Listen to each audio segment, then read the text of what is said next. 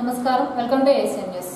Addanki branch పరిధిలో 8 నీటి సంఘాలకు మంగళవారం ఉదయం 10 గంటలకు అద్దంకి ఎన్ఎస్పీ కార్యాలయంలో నీటి పంపిణీ సంఘాలకు ఎన్నికలు నిర్వహించనున్నారని ఎన్నికల నోడల్ అధికారి నాగమురళి మోహన్ తెలిపారు. అద్దంకి ఎన్ఎస్పీ కార్యాలయంలో సోమవారం ఎన్ఎస్పీ ఈఏఎస్తో మాట్లాడారు.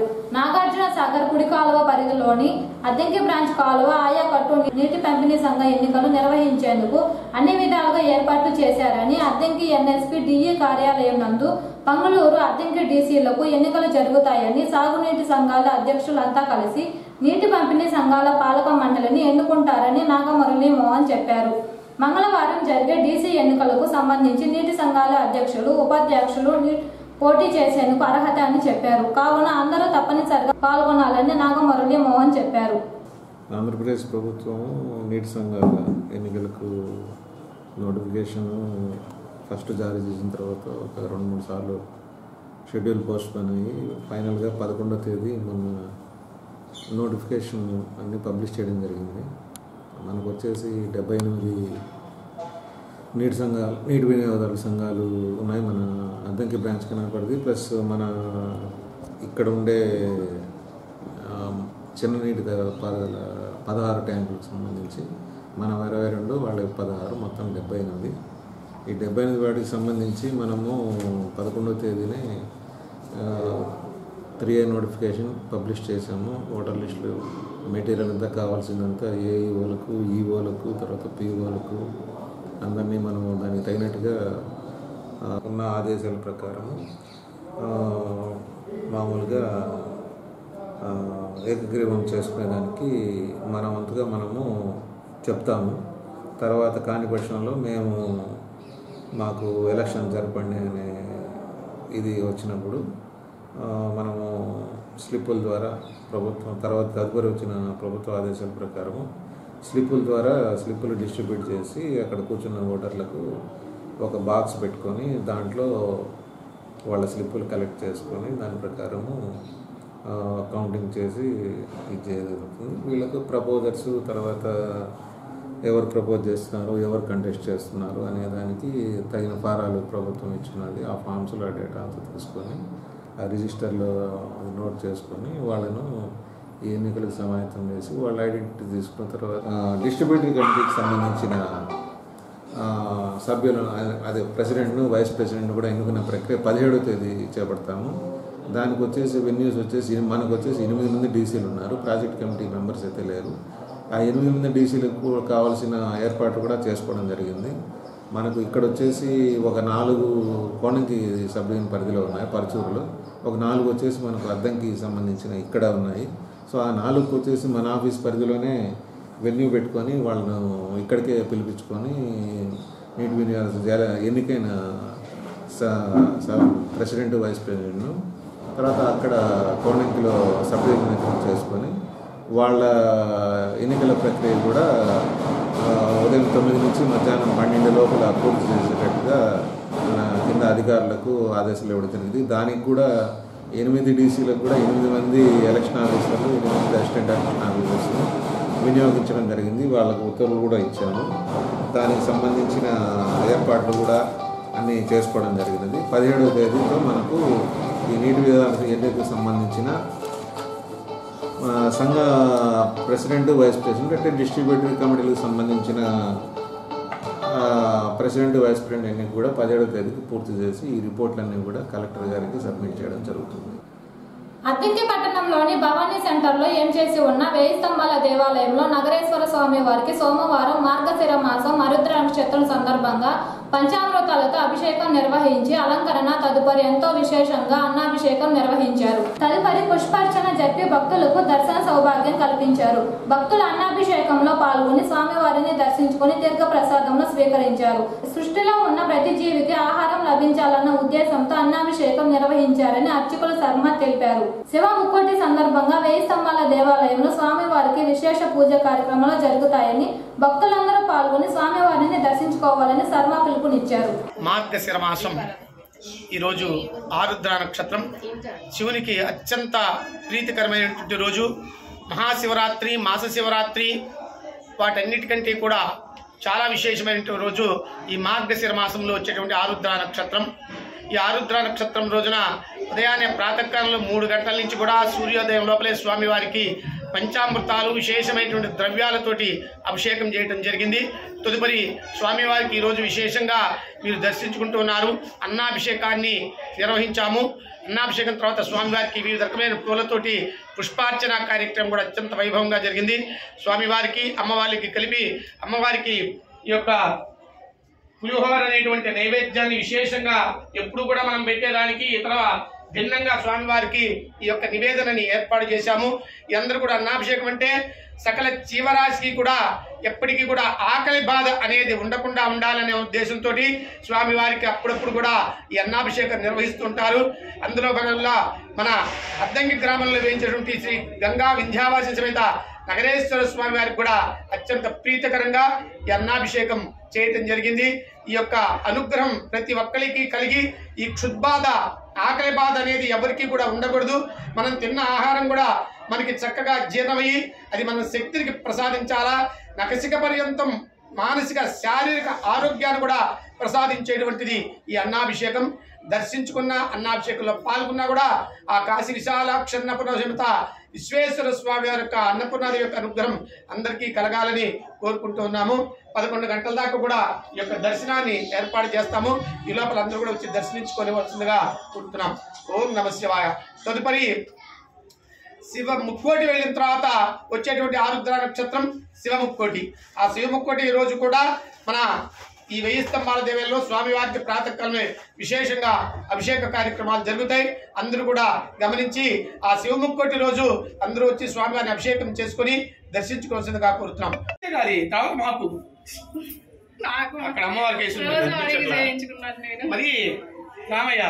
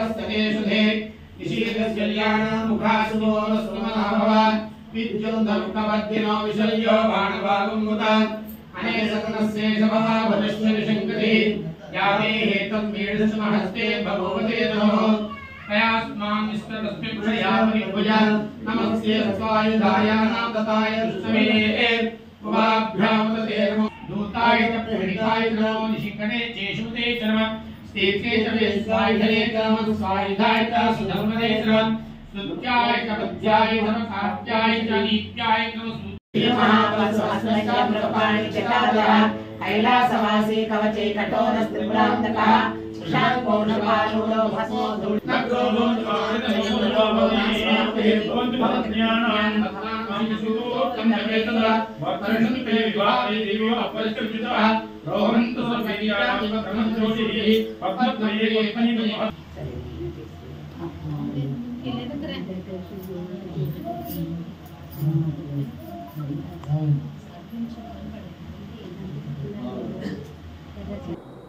ఇరవై సంవత్సరాలు దాటిన తర్వాతే బాలికలకు వివాహాలు చేయాలని, బాల్య వివాహాలు చేసి వారి జీవితాలను ఎవరూ నాశనం చేయవద్దని సంతమాగులూరు మండలం ఐసిడిఎస్ సిడిపిఓ సుధా అన్నారు. బల్లికొరవ మండలం పరిషత్ కార్యాలయంలో సోమవారం వివిధ శాఖల సిబ్బందికి కిషోరీ వికాసంపై అవగాహన కార్యక్రమాన్ని ఏర్పాటు చేయగా సిడిపిఓ సుధా ఎంపీడీఓ హాజరై మాట్లాడారు. తల్లిదండ్రులు వారి పిల్లలను చక్కగా చదివించుకొని ప్రయోజకులుగా తీర్చిదిద్దాలని, బాల్యంలో వివాహాలు చేయటం వలన అనారోగ్యానికి గురి అవుతారని సిడిపిఓ సుధా చెప్పారు.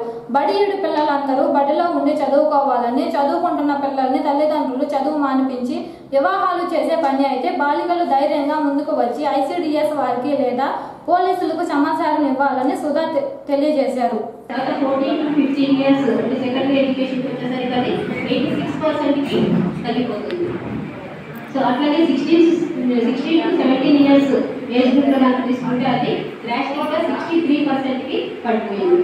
సో తర్వాత ఇంటర్మీడియట్ వచ్చేసరికి చాలా 50% గ్యాప్ అనేది వస్తుంది. సో ఇక్కడ నేషనల్ యావరేజ్ కనుక తీసుకుంటే మనం నేషనల్ యావరేజ్ కంటే కూడా చాలా తక్కువగా ఉన్నాము. నేషనల్ యావరేజ్ 26% ఉంటే ఏపీ 21% మాత్రమే ఉంది.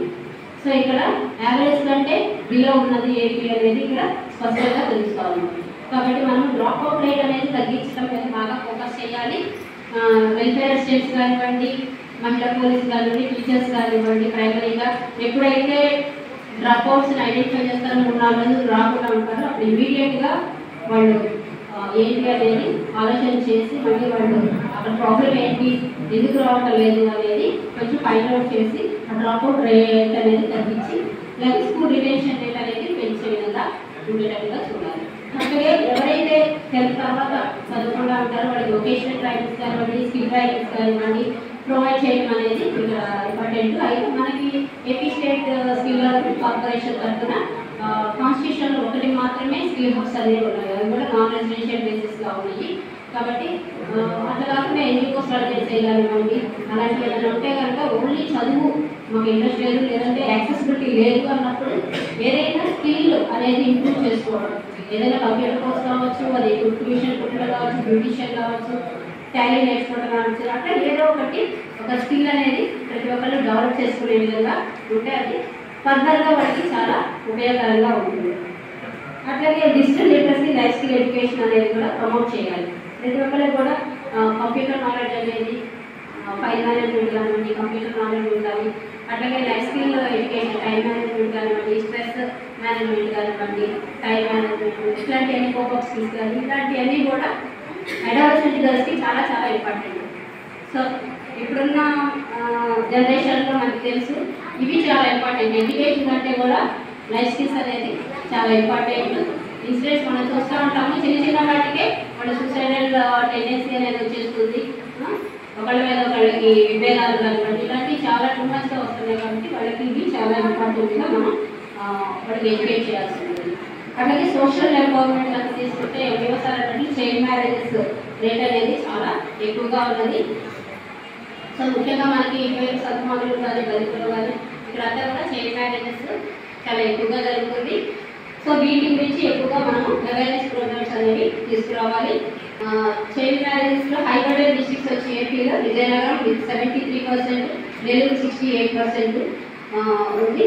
మన ప్రకాశం వచ్చి 64% ఉంది. తిరుమల తిరుపతి దేవస్థానంలో అల్వార్ దివ్య ప్రబంధ ప్రాజెక్ట్ తిరుపతి వారి సౌజన్యంతో అద్దెంకులో భవానీ సెంటర్లో వేంచేసి ఉన్న బ్రహ్మంగారి దేవాలయంలో సోమవారం ధనుర్మాసం సందర్భంగా తిరుప్పావై ప్రవచనాలు ప్రారంభించారు. నేటి నుంచి జనవరి 13వ తేదీ వరకు ప్రతిరోజు సాయంత్రం 3:30 నుండి చిన్న జనీయ స్వామి వారి శిష్యురాలు స్వర్ణ అన్నపూర్ణచే తిరుప్పావై ప్రవచనములు జరుగును. కలియుగ ప్రారంభంలో శ్రీవిల్లి పుత్తూరుల విష్ణు చిత్తుల వారికి తులసివనంలో గోదాదేవి లభించిందని, ఆమె చిన్నతనం నుండి శ్రీకృష్ణ భావంతో పెరిగి శ్రీకృష్ణుని పొందడం కోసం 30 రోజులు 30 పాసురాలను రచించి భోగి రోజున శ్రీరంగంలోని శ్రీరంగనాథుల్లో ఐక్యమైందని అన్నపూర్ణ చెప్పారు. ఈ నెల రోజుల పాటు ప్రతిరోజు ఒక్కొక్క పాసురము యొక్క అక్షరాన్ని వివరించడం జరుగుతుందన్నారు.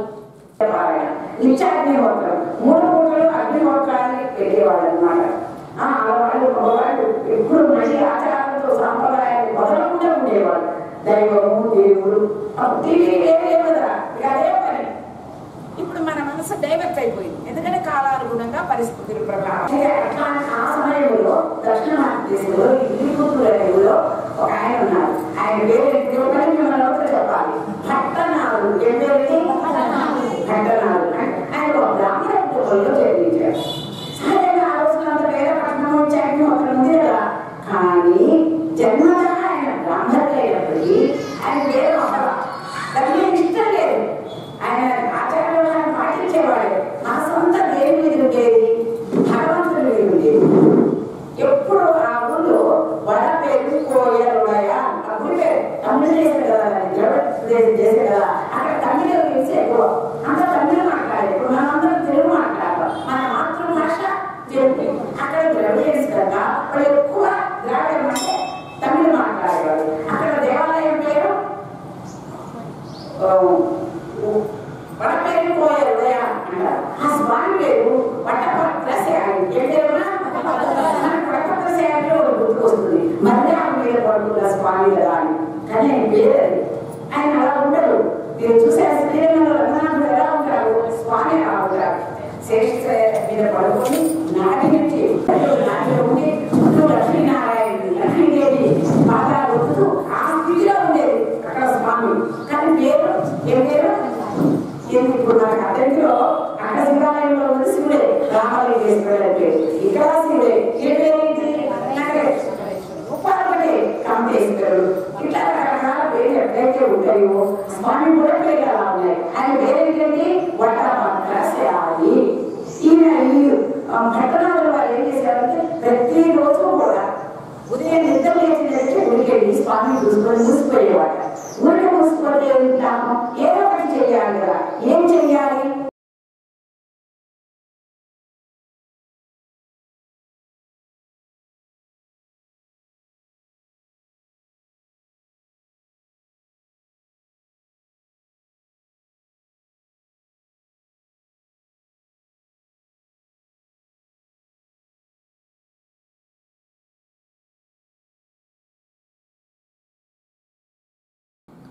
అద్దంకి పట్టణంలోని స్థానిక భవానీ సెంటర్లో ఆదివారం రాత్రి త్రుటిలో పెద్ద ప్రమాదం తప్పింది. వాహనదారులు ట్రాఫిక్ రూల్స్ పాటించకుండా అతివేగంగా ప్రయాణించి ప్రమాదానికి గురి అవుతున్నారు. అద్దంకి పట్టణంలోని స్థానిక భవానీ సెంటర్లో ఆదివారం రాత్రి త్రుటిలో పెద్ద ప్రమాదం తప్పింది. వాహనదారులు ట్రాఫిక్ రూల్స్ పాటించకుండా అతివేగంగా ప్రయాణించి ప్రమాదానికి గురి అవుతున్నారు. ఆదివారం రాత్రి భవానీ సెంటర్లో ట్రాఫిక్ నిలిచిపోవడంతో ట్రాఫిక్ లో భారీ వాహనముల వద్ద కారు చొరబడి ప్రమాదానికి గురైంది. మరో 20 నిమిషాల వ్యవధిలో రెండవ ప్రమాదం జరిగింది. దీంతో కారు భాగము దెబ్బతిన్నగా స్పాట్ కు పోలీసులు స్థానికులు చేరుకొని కారులో ఉన్న వారిని సురక్షితంగా కాపాడి వైద్యశాలకు తరలించారు. అద్దెంకిలో రోజు రోజుకి ట్రాఫిక్ పెరుగుతుండటంతో వాహనదారులు ట్రాఫిక్ రూల్స్ పాటించకపోవడంతో తరచూ ఇలాంటి ప్రమాదాలు జరుగుతున్నాయని, వాహనదారులు ఇప్పటికైనా ట్రాఫిక్ రూల్స్ పాటిస్తే ప్రమాదాల నుంచి బయటపడవచ్చు.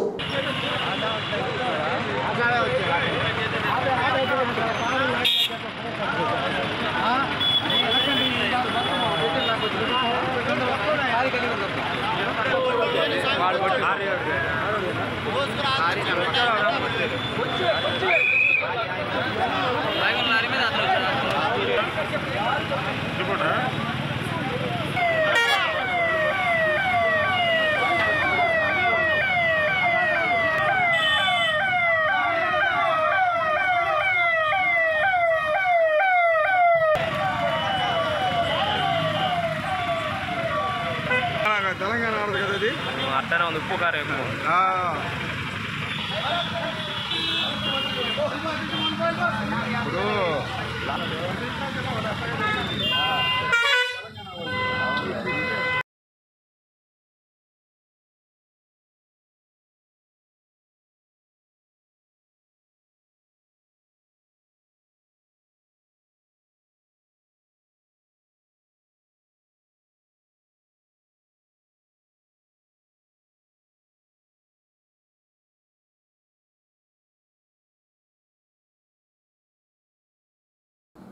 అద్దంకి పట్టణంలోని గాంధీ బొమ్మ సెంటర్లో ఏం చేసి ఉన్న శ్రీ ధన్వంతరి దత్తపాదుక క్షేత్రంలో ఆదివారం రాత్రి దత్త జయంతి సందర్భంగా ప్రత్యేక పూజా కార్యక్రమాలు జరిగాయి. ముందుగా దత్తాత్రేయ స్వామి వారికి పంచామృతాలతో అభిషేకాలు, తైలాభిషేకం, ఆయుష్ హోమం, లక్ష్మీ గణపతి హోమము, విశేష పూజా కార్యక్రమాలు జరిగాయి.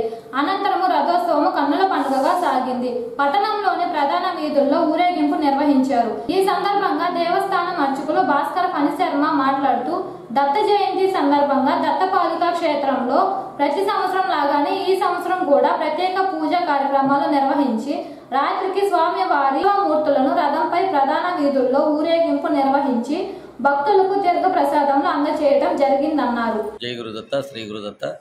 బాపట్ల జిల్లా అద్దంకి గ్రామం ధన్వంతరి దత్తపాద క్షేత్రంలో వేయించేసినటువంటి శ్రీ ధన్వంతరి దత్తాత్రేయ స్వామి వారికి ఈరోజు దత్త జయంతి సందర్భంగా ఉదయం 6 గంటలకు పంచామృతాభిషేకాలు, అనంతరం తైలాభిషేకం తర్వాత ఆయుష్ హోమము, లక్ష్మీ గణపతి హోమం జరిగింది. విశేష అర్చనలు జరిగినాయి. ఇదంతా కూడా కమిటీ వారి ఆధ్వర్యంలో కూడా భక్తుల సహాయ సహకారాలతో ఈ కార్యక్రమాలన్నీ కూడా జరిగినాయి. ఈరోజు సాయంత్రం ప్రదోషకాల అర్చన ముగించుకుని స్వామివారు నగర వీధుల్లో ఊరేగింపుగా కార్యక్రమం చేయడం జరుగుతున్నది. కావున 50 మంది భక్తులు కూడా స్వామివారిని దర్శించి స్వామివారి తీర్థప్రసాదాలు స్వీకరించి తరించవలసిందిగా కోరుచున్నాం.